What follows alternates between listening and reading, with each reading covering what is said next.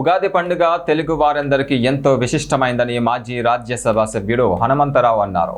ఉగాది పండుగ సందర్భంగా మాజీ కార్పొరేటర్లు దిడ్డి రాంబాబు, నారాయణస్వామి, కాంగ్రెస్ పార్టీ ఖైరతాబాద్ జిల్లా ప్రధాన కార్యదర్శి తులుపూసూరి కృష్ణగౌడ్, కాంగ్రెస్ సీనియర్ నాయకుడు జహంగీర్ తదితరులు వి హనుమంతరావును మర్యాదపూర్వకంగా కలిసి ఉగాది శుభాకాంక్షలు తెలిపారు.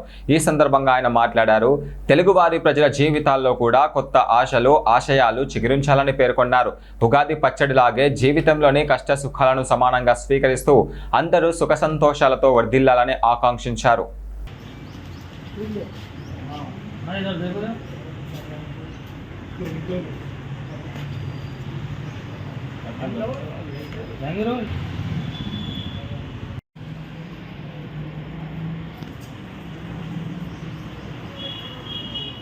Sana.